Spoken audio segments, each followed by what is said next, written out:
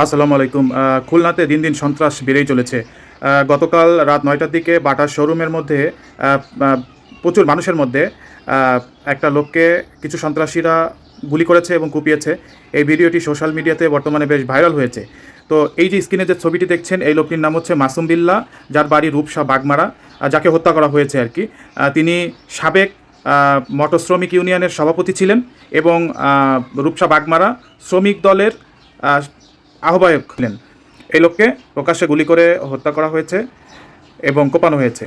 যারা এটা করেছে পুলিশ তাদের একজনকে গ্রেপ্তার করতে পেরেছে। এই গ্রেপ্তারকৃত একজনের নাম হচ্ছে অশোক ঘোষ। ছবিতে যাকে দেখছেন এনার নাম হচ্ছে অশোক ঘোষ এবং ইনি হচ্ছে খুলনার শীর্ষ সন্ত্রাসী রূপসার গ্রেনেড বাবুর লোক। এই গ্রেনেড বাবুও খুলনার একটা ত্রাস ছিল। এখন বিষয়টা হচ্ছে যে এই যে বিএনপি যেভাবে আওয়ামী লীগদেরকে পুনর্বাসন করছে, এই যে দেখেন আজকে নিজের দলের লোক তাদের দ্বারাই আক্রান্ত হচ্ছে। এই যে গ্রেনেড বাবু, এই যে শীর্ষ সন্ত্রাসী, এরা কিন্তু এই আওয়ামী লীগের রাজনীতির সঙ্গে যুক্ত ছিল দীর্ঘ ১৭ বছর। এরা কিন্তু এই খুলনাতে ত্রাসের রাজত্ব করেছে। আজকে দেখেন আজকে তাদেরকে কিভাবে পুনর্বাসন করা হয়েছে, যার কারণে আজকে বিএনপির মানুষদেরকে, নেতাদেরকে প্রকাশ্যে দিবালোকে এইভাবে হত্যা করা হচ্ছে। এই হচ্ছে অবস্থা খুলনার।